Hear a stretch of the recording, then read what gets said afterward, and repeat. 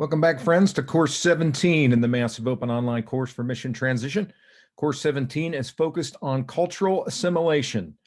One note about terminology here, so as to distinguish between acclimation and assimilation. Acclimation is recognizing something and dealing with it.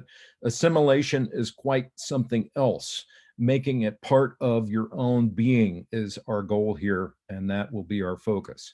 Our course objectives are to recognize and acclimate to the culture, and also to find new meaning in your work so you can assimilate, and as a result, find your new normal, if you will, in the real world. Please reference Chapter 10 in Mission Transition, if for no other reason, to pick up my book. Chapter 10 is it. This course and your ability to assimilate with your culture will frankly make or break your transition. This is not easy. And as we'll decompose here, there's lots of components and dimensions to a culture you need to understand, anticipate, and deal with in order to be successful. Please check out the additional resources on my website and take notes as we go through. You'll find me again on various social media platforms, and in this case, especially very helpful to engage with folks that have gone through the process previously and can give you some tips on how to engage with it. Believe it or not, folks, we're approaching the end of our process here, but a few more courses to go. Our focus, again, is to acclimate, assimilate to this new organization, and eventually pay it forward. Today, we'll focus on the acclimatization and assimilation in the organization. So let's start with the end in mind. How do we define success? In our case, we're going to define it by climbing a hierarchy that I'll call the 4 C's. It's a transition behavior hierarchy. Just to define these from working from the bottom to the top. The first is to have clarity of goals, to clearly understand your personal and professional goals over the next 12 months. Second is connection, to be aware of all the benefits and resources available to you as both an employee and a veteran, and taking proactive steps to link them to what your defined goals are. Third, communication. Engaging in regular discussions with individuals and veteran support groups, both inside and outside the workplace. And finally, contribution. Having a willingness to volunteer your lessons learned throughout the entirety of this process to help make a positive impact in the transitioning veteran community. We're going to cover all of these over the course of the next few courses. And the last point I'll make here is that don't think that you can jump to the apex of the triangle here and claim a premature victory. We need to work through all of these behavioral issues in turn. So let's start with goals at the bottom of the apex. And please use the matrix you see on the right to document exactly what we're going to work through here. Note that we want to bifurcate goals on both a personal and a professional basis, and on two different time hacks. You want to set yourself specific goals within the first 6 months and then the next 12 months. And then obviously dedicate yourself to achieving these. These goals should include, at a minimum, recognizing and acclimating to your new organization's culture. Over time, you will assimilate to it. Finding new meaning in your work. Securing onboarding resources. Joining support networks. Refining your personal approach and work style. Passing on your lessons learned, and contributing to the veteran network. We're going to go into many of these in detail over the course of this course and the follow-on courses. And by the way, attaining these goals will help you realize the balance of the 4 C's, which again, we'll begin discussing in this course, but we'll finalize discussing them over the following few courses. So let's get into it. Underlying culture is behavior. Underlying behavior are values. Values form the bases for behavior, and culture is the collective behavior of organizations. So how do we begin to identify the organization of the culture and how it compares and contrasts from the culture from which we're coming? Well, let's start with the values of each of the services from which we emanate. Recognizing that Space Force is new and have yet to be added to the list, here are the values of each of the services as they exist today. When we kind of combine them or merge them together, they take on what we'll call a set of military values reflected in the table on the right. And what I would urge you to do with the help of others, preferably before or as part of your due diligence and research throughout the hiring process, while you're doing interviews or establishing targets, what have you, begin to tease out what these new organizations' values are. Because again, their ability to link with or correspond with military values will have a lot to do with determining your ability to work and remain at that organization over time. Again, let me harken back to the point of the entirety of this MOOC is to prevent false starts at the organization. So we want to transparently identify what these things are with the help of our networking contacts and understand what these differences are. So let's break down that earlier chart into what I'll call any number of cultural dimensions. And I'm going to kind of walk through, at least for the balance of this course, these various cultural dimensions. For now, what I'd urge you to do is, first of all, to study this chart and recognize that culture breaks down in many different ways, many of which are listed on this chart, but there's also others I would encourage you to continue to build on. Recognize that these cultural dimensions take on different nuances. I've attempted to stereotype, if you will, how military organizations approach each of these cultural dimensions, and then contrast that, if you will. I'm stereotyping a bit, but there tends to be a difference in the cultures between larger corporate civilian organizations and smaller, more entrepreneurial civilian organizations. And so I've documented those in this chart. I've also left for your population the last column here. As you get into your new organization or as you begin to research your new organization, please populate this for yourself. In doing so, you will be defining what the culture of that organization begins to look like. Interestingly, let me just point out on this chart before we start to get into each of these various dimensions, the smaller, more entrepreneurial civilian organizations tend to match up more closely with the culture found in military organizations.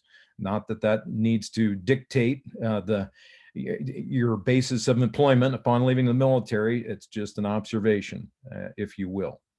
And so let's get into each of these cultural dimensions and tease them out in detail. I'll note that if you are unable to do sufficient due diligence, research, documentation ahead of time, you're going to be experiencing all of these cultural dimensions simultaneously. And those that don't do their homework, that tends to leave their head spinning when they enter their new organization and make this portion of the transition very difficult. So let's walk through each in turn. Purpose. This tends to be the one that folks most struggle with. And for each of these dimensions, I'm going to walk through some background, some context, and then talk through some ways in which you can succeed in addressing these cultural dimensions or adjusting to them.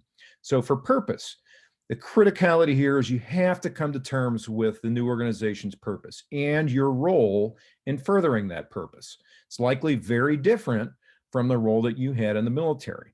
Unless you're continuing to work for the government or working as a contractor on behalf of the government, the reason for existence in the new organization, again, assuming you're not in a nonprofit, is that you're looking to solve problems, address customer needs, and in the process, make money.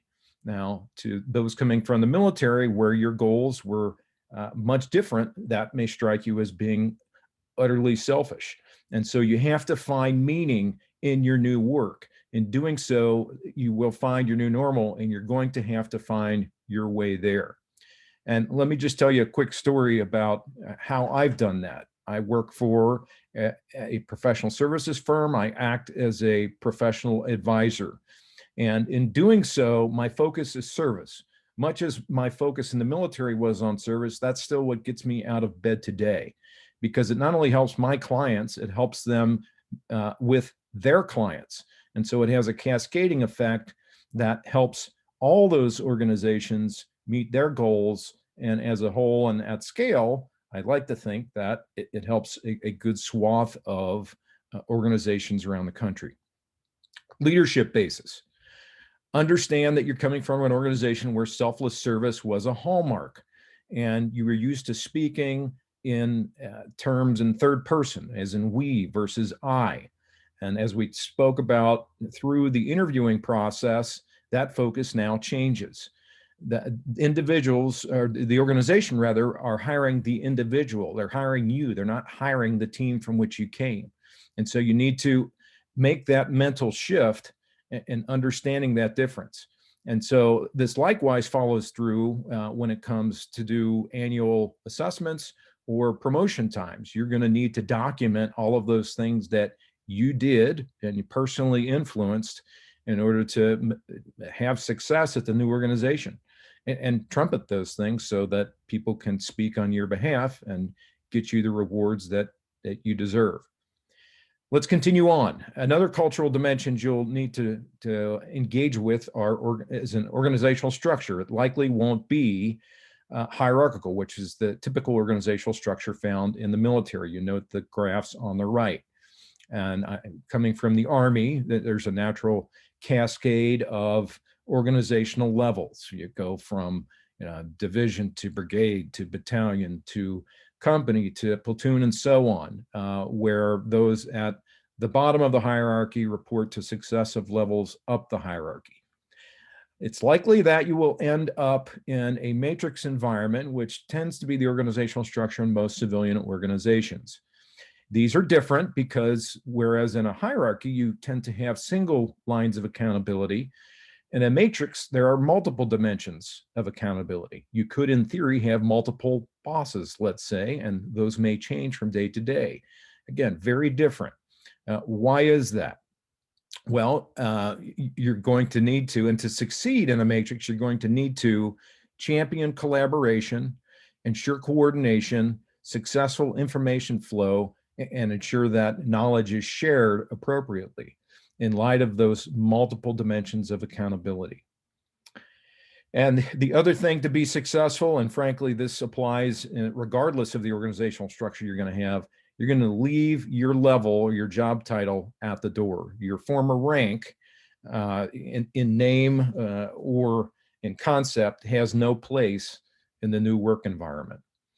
Power bases, another cultural dimension here. In this case, I'm going to refer to the 6 bases of power noted on the right, as documented by French and Raven, as noted in the source at the bottom of the page. Without getting into all of the detail there, suffice to say that the military uses 3 of these bases of power: legitimate, reward, and coercive power. Let's call it a formal basis of power, whereas civilians tend to use referent, expert, and informational power.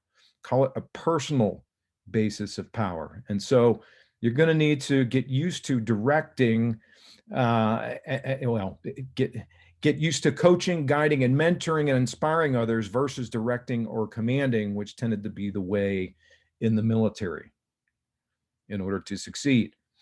Moving on, onboarding processes, training administration tends to be very different. Coming up through the military, your basic training experience, whether you were enlisted or an officer, that training tended to be very structured, very formal, programmed, provided automatically and immediately upon entry into the service. Most organizations don't have that. They don't operate that way. Again, time is money, and the onboarding tasks, which tends to be administrative on their end, tends to be provided on demand and via virtual environment, not in person. So onboarding's less formal, less structured, and frankly, in some organizations may not be programmed. You may be thrown into an on-the-job training experience. And so leverage your new network of peers and teammates for lessons learned and how to adjust, adapt, and succeed. Compensation and benefits are also different. Coming from the military, I could quote you to the penny, knowing your rank, time and service, and other details, exactly what your salary was, if not other portions of your compensation. In the civilian world, and as we've discussed in previous courses, that is not the way. All of the aspects of your compensation package are considered private, and frankly, not to be discussed. And so the simple rule for success here is don't share that information with others or ask them about the same. If you do have questions on these things, this is where you want to seek out your human resources folks. in your new organization. Another cultural dimension, recognition, rewards, and rank, and how this is different. When you were in the military, you wore a uniform, and it was very simple. I could tell you to the T, simply walking past someone, what their rank was, where they may have been deployed, how many tours of combat they've done, what awards they've won over the course of their career. There's an awful lot I could glean from simply looking at that uniform. Well, people in the real world don't wear uniforms like that. And for that matter, in the military, you have very public ceremonies whereupon many of these awards are conferred. And these ceremonies typically don't take place in the same fashion in the real world. And so you will need to communicate more to understand the backgrounds of your new peers, to understand what their skill set is, what they've done, and what they can do to support you. Ceremonies, as I've said, they're less frequent and less public. And for that matter, the awards that they confer tend to be slower in coming and tend to be monetary in nature. Promotions tend to occur on a regular timing, and somewhat in concert with those or rotations and assignments, there would be awards that occurred on a regular timing in the military as well. Again, that just doesn't happen in the real world. Time and grade and talent models, also different. Recognize your starting level and variability in timeframes within levels is going to be different. In the military, there's a fairly standard time frame within which you remain at a given rank, unless you've done something of a negative nature that would prevent you from being promoted on the standard timing. Those promotions tended to come in due course. Now, this is not the way in the real world for the most part, certainly at more senior levels. And so another thing to consider, whereas the military is up or out for the most part as a talent model, there tends to be no mandatory retirement in the real world. There are some exceptions, but that's kind of the rule. And so seek clarity up front about your new career path. We talked about trying to get clarity on this to the extent that you have this going in that's going to help you gear yourself and set your expectations for both your time and grade and when that next promotion and or raise may come. Military up or out talent model. Again, this has some benefits if you want to continue to stay on that path in that talent model, but understand that there are alternate talent models that exist in the real world. There are some talent models that enable you to remain at a given level for an extended period of time. And some different organizations call those models by different names, but they tend to exist in areas where individuals specialize in a certain area, and that skill set is concerned more with the depth than the breadth of expertise in that area. And frankly, some people don't want to go up the chain and would like to remain as experts in a given field. And so those alternate models are available for them. So just understand that those exist and take advantage of them as need be. And in doing so, obviously, you need to research your organization. Personal initiative, again, very different here. Understand that the military in making decisions, there's a very formal process, the military decision-making process that was followed. Whereas organizations in the real world tend to rely on thinking, judgment, problem-solving skills of the individuals coming into the organization. And so you need to have some comfort in using your personal judgment to make decisions based on incomplete, inconclusive information. This shouldn't be too much of a jump, because while you have plans and mission orders in the military, everything changes when you cross the line of departure and where you have to adapt and overcome. So you need to leverage that skill going forward. SOPs. Now, SOPs in the military tend to be codified and written in manuals. Those of us that worked around any sort of equipment can recall having the maintenance manual right by our side when we were conducting preventive maintenance checks and services. Well, the corollary doesn't always exist per se in the civilian world at your new organization. They likely have policies that exist, and they're likely documented, but tend to be more virtual than hard copy. And also, their thoroughness tends to be slightly less so than what you may have expected or experienced in the military. And so you'll need to begin to master managing ambiguity and that lack of direction or codification of standard operating procedures. A key thing to leverage here that you're bringing with you from the military is using lessons learned.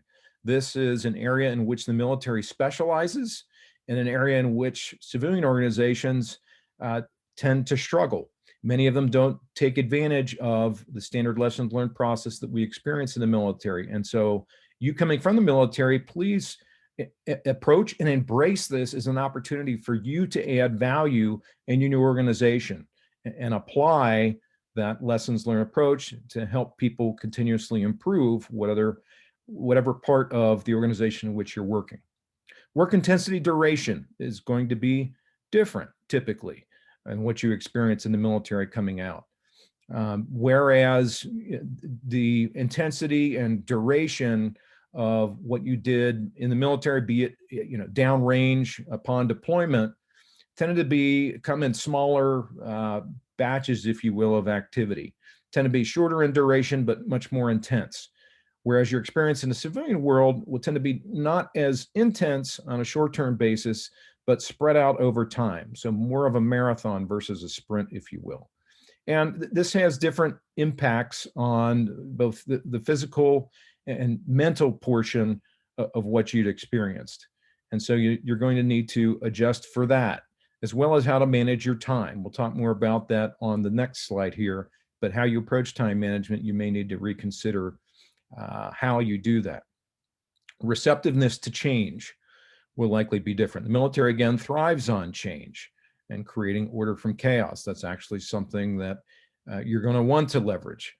However, larger organizations tend to focus on efficiency. Again, money is time, or time is money. And so they tend to be less receptive to change. Smaller organizations, however, tend to be more flexible and innovative. Regardless of what organization you find yourself in, you're going to want to focus on doing anything you can to help your organization succeed. And again, leverage the lessons learned piece that we talked about on the last slide. So let's talk about that Eisenhower matrix. So here's the chart. Our former president, as noted at the bottom, was known to have said something along these lines. And the point of his quote, if you look at the chart, you can kind of break down your time into matters that would be important or not important, and either urgent or not urgent. And I would suggest that without conscious evaluation or assessment of how we spend our time, we tend to respond to implicitly or intuitively to those items that are in the urgent column. Probably those that are important over those that are not important. Nonetheless, that tends to be how it goes. In your new organization, however, and your new profession and career, I would urge you to more thoroughly assess how you're allocating your time and spend more time focused on tasks that are in the upper right, that are focused on prevention, relationship building, business development, and new opportunities that are going to be adding value to the new organization. Whereas you can schedule those that are important and urgent, those that add more value to your organization are going to be those that aren't necessarily urgent. And those are the ones you're going to want to prioritize. Moving on with some additional dimensions. Lifestyle choices. Oh boy, this is a new one for all of you. And in the military, you had limited choices, right? You're coming from a very structured environment. Now you have a nearly unlimited set of choices, whereas in the military, you were told basically how to walk, talk, eat, dress, you name it. You now are presented every day with an almost unlimited set of choices. And some of you may welcome that.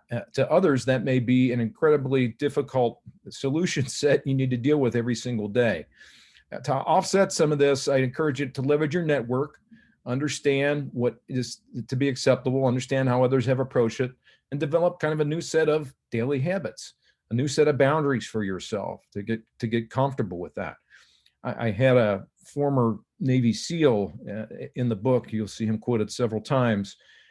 Quote this as being the curse of the blessing. The blessing being you had these new unlimited choices. The curse being that you have to make all these unlimited choices and structure your new way. Anyway, suffice to say that you need to address that. Frequency of feedback is going to be different. Formal feedback in the military tends to be provided on a very formal basis and on a quarterly basis, and even more feedback on an informal basis when you've done after action reviews or what have you during and following exercises. In the real world, this formal feedback tends to occur less frequently. And so you should establish expectations early on for when and how you receive this feedback with your new supervisor. And then when you do get that feedback, act upon what you've been told. Do something positive with it. Requesting help. This is a key one, friends. The military, frankly, sees asking for help as a form of weakness. I don't think this is news to everyone. The preference as a result, I tend to think, is to persist in ignorance. Organizations, however, as we've said, value efficiency. Time is money. And so efficiency requires immediate resolution of confusion or any questions you might have.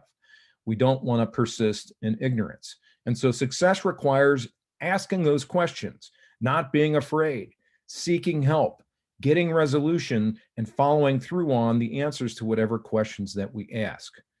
All right, that's a big change you're going to need to adjust to. After work interaction, in the military, the interaction didn't stop at the end of the duty day. You all tended to live on the same base or post in the same communities, went shopping at the same commissaries, the same PX or NX or whatever it was, bowling, club system, hospitals, etc. Camaraderie and community were a way of life 24/7. In the civilian work world, there's far less interaction. At the end of the workday, people go home to their individual homes, their individual communities, which are located all throughout the greater geographic area in which you reside. And while certainly that's the way in larger organizations, it tends to be less so in smaller organizations. But assuming that you're able to supervise some individuals, you can actually address some of this within your sphere of influence. You can drive some of this camaraderie to whatever extent that those within your group under your charge would like to acquiesce. Another key thing here, recognize that you have, assuming that you have a family, that they're used to getting a lot of information in the military, either through the chain of command or from wives groups or from others in the community. And so recognize you're going to need to fill some of those information gaps that they no longer have. Employee category. Understand that this is different. In the military, whether you recognized it or not, you are in a category that's called just cause, whereas in the civilian world, the employment category is called at will. Why does that matter? Well, at will employees can be terminated for any reason or no reason at all, and basically at any time. And that may be news to you. You must recognize and accept that this is your new reality, but also understand that at will goes both ways. You're also able to leave that organization basically at any time, sometimes with, at a minimum, 2 weeks notice. Governing law, also different. In the military, you are beholden to the Uniform Code of Military Justice. This is different than the constitutional law to which you're beholden to in the real world. And so there's different consequences for transgressions that take place. Some would say UCMJ is slightly more strict than constitutional law. However, with this new freedom comes increased responsibility. My simple advice to all of you is abide by all rules, laws, policies, regulations that your organization holds. And you owe this not only to yourself, but to your family, and for that matter, your employer as well. And so, friends, here's your homework. Lots of cultural dimensions we just walked through. You want to identify what your personal and professional transition goals are, those 6-month and 12-month time durations at a personal and professional level. You want to identify the values and cultural dimensions of your new organization if you haven't done so already. Recognize and acclimate to your new organization's culture. In time, you will need to assimilate to it. Part of assimilating is finding new meaning in your work. What is your new purpose? What is your new normal? And in doing so, again, as I started with, please check out chapter 10 in Mission Transition. Critical chapter in the book. There's voluminous detail about these cultural dimensions and their differences between the military and what you'll likely be experiencing in the real world. There's also additional suggestions for how to succeed within that new culture, additional perspective from folks that have already gone through this process, additional guidance for those among us that have greater tenure, and voluminous additional resources to support your transition. Let's end with some words to the wise. Friends, there's a lot of differences here, a lot of nuances, a lot of change. I'd encourage you to be patient and be open-minded with yourself, with your family, and for that matter, all that you're going to engage with at your new workplace. Followership is a requirement for leadership. As Stephen Covey likes to say, let's seek first to understand before seeking to be understood. Transition doesn't end when you're hired. This takes time. And speaking with some veterans, they will tell you it literally takes years. This doesn't happen overnight. And again, be patient with yourself. Accept that challenges are normal. Everyone is going to experience them, and also experiencing them in different ways. Again, this brings forth the importance of having a tribe and your network of peers in the new organization. So recognize and adapt to those differences that you're going to experience in your culture. Keep things positive and focus on them. Keep things in perspective. Keep a sense of humor. Again, this is going to be helpful in engaging with peers. To the extent you get frustrated, exercise. Take out your frustrations in the gym, in the weight room, and not anywhere else. Ask questions and ask for help. You may not be used to doing so, but effectiveness and efficiency in the real world demands that you do. Broaden your network. We're going to talk more about that in the next course or two. And remember that your family is adjusting too. Make sure you keep them in mind and with you as you go through these processes, and include them as part of your networking activities to the extent that you can. Don't fight this. It's going to require change. You're going to need to work, and you're going to need to work with your network to find your new normal and your new meeting. It's difficult, but it must be done, and you can do it. Here are some additional resources.